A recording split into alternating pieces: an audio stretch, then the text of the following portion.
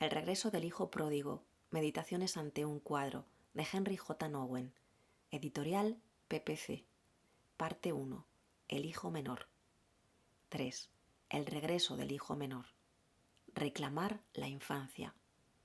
Aunque lo hubiera perdido todo, dinero, amigos, reputación, dignidad, paz interior y alegría, todavía seguía siendo el hijo de su padre. Se dice a sí mismo: ¿cuántos jornaleros de mi padre tienen pan de sobra, mientras que yo aquí me muero de hambre? Me pondré en camino, volveré a mi padre y le diré: Padre, he pecado contra el cielo y contra ti. Ya no merezco llamarme hijo tuyo. Trátame como a uno de tus jornaleros. Con estas palabras escritas en su corazón, fue capaz de dejar la tierra extranjera y volver a casa. El significado de la vuelta del hijo menor está expresado en las palabras: Padre, ya no merezco llamarme hijo tuyo. Por un lado, el hijo menor se da cuenta de que ha perdido la dignidad de su vínculo filial, pero al mismo tiempo, ese mismo sentido de pérdida de dignidad le hace consciente de que por ser hijo tenía una dignidad que perder. El regreso del hijo menor se produce en el preciso momento en que éste reclama su vínculo filial, a pesar de haber perdido toda la dignidad que esto lleva consigo. De hecho, la pérdida de todo fue lo que le llevó al fondo de su identidad. Retrospectivamente, parece que el pródigo tuvo que perderlo todo para entrar en lo profundo de su ser. Cuando se encontró deseando que le trataran como a un cerdo, se dio cuenta de que no era un cerdo, sino un ser humano, un hijo de su padre. Comprender esto fue el principio de su opción por vivir en vez de morir.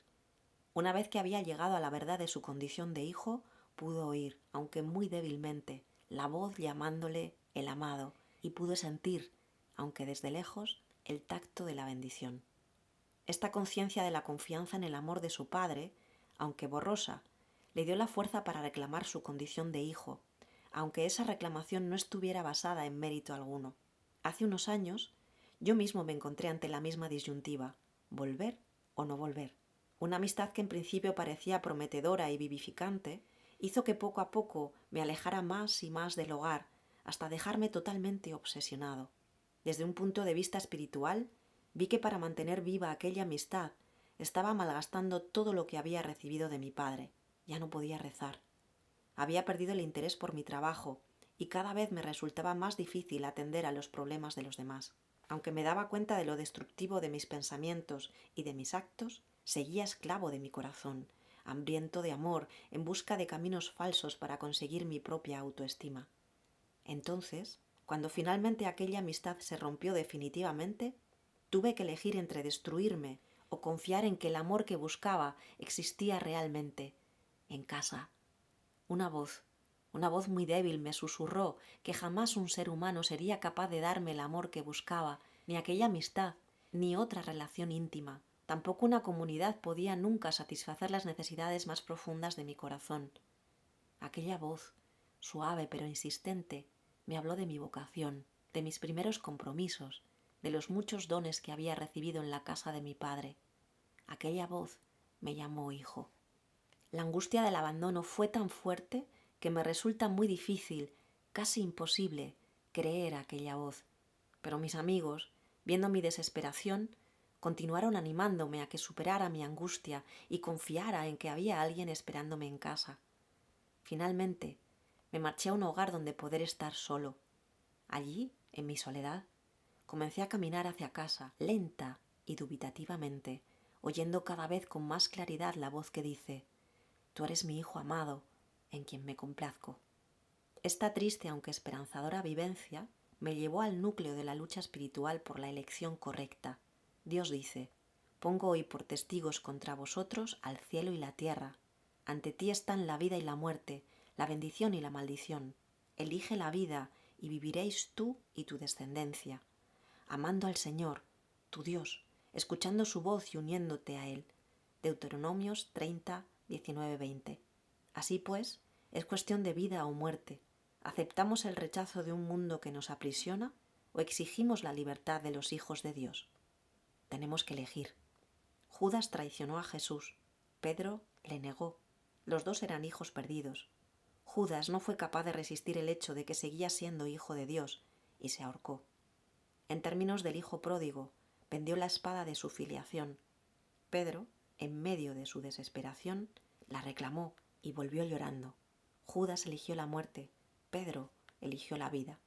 Soy consciente de que esta elección está siempre ante mí. Constantemente siento la tentación de revolcarme en mi perdición y perder el norte de mi bondad original, de la humanidad que Dios me dio, de mi felicidad, y así dejar que los poderes de la muerte ganen terreno. Esto ocurre una y otra vez, y cuando ocurre me digo a mí mismo, no soy bueno, no merezco la pena, no valgo nada, no soy nadie.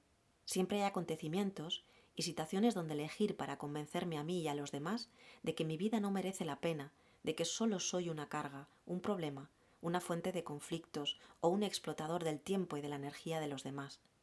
Mucha gente vive con este sentimiento oscuro. Al contrario que el pródigo, dejan que la oscuridad les absorba tan completamente que no les queda ninguna luz a la que volver. Puede que no hayan muerto físicamente, pero desde luego no tienen vida espiritual. Han perdido la fe en su bondad original y, por tanto, en su Padre, que es quien les dio la humanidad.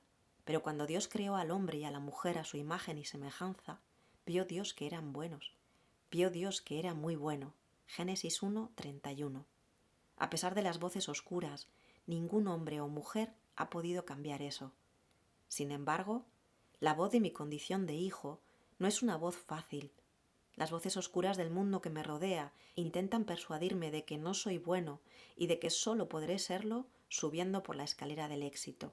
Estas voces me llevan a olvidarme de la voz que me dice mi hijo, el amado, recordándome que el hecho de ser amado es independiente de cualquier mérito o hazaña. Estas voces oscuras empujan a la voz suave, amable y llena de luz que sigue llamándome mi favorito. Me empujan a la periferia de mi existencia y me hacen dudar de que haya un Dios amoroso esperándome en lo profundo de mi ser. Pero abandonar la tierra extraña es solo el principio. El camino a casa es largo y difícil. ¿Qué hacer en el camino de regreso al Padre? Está muy claro lo que hace el hijo pródigo. Prepara un escenario. En cuanto recordó su condición de hijo, pensó, me levantaré e iré a mi padre y le diré, Padre, he pecado contra el cielo y contra ti, ya no merezco llamarme hijo tuyo, trátame como a uno de tus jornaleros. Cuando leo estas palabras, veo cómo se llena mi vida interior. Siempre estoy envuelto en diálogos interminables con interlocutores ausentes, anticipando sus preguntas y preparando mis respuestas. Yo mismo me sorprendo de la energía emocional que hay en el interior de estas meditaciones y murmullos interiores. Sí, me marcho de la tierra extraña. Sí, me voy a casa.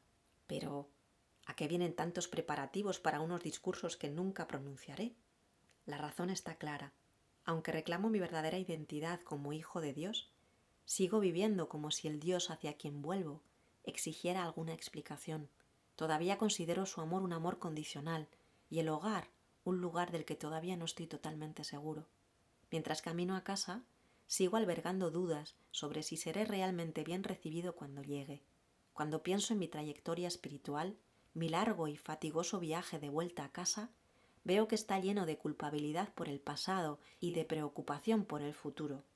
Soy consciente de mis fracasos y sé que he perdido mi dignidad de hijo, pero todavía no soy capaz de creer plenamente que allí donde mis fracasos son grandes, sobreabunda la gracia.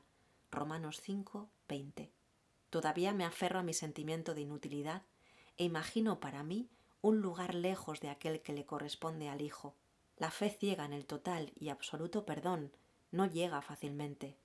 Mi experiencia humana me dice que el perdón se reduce a la voluntad del otro de renunciar a la venganza y mostrarme algo de caridad.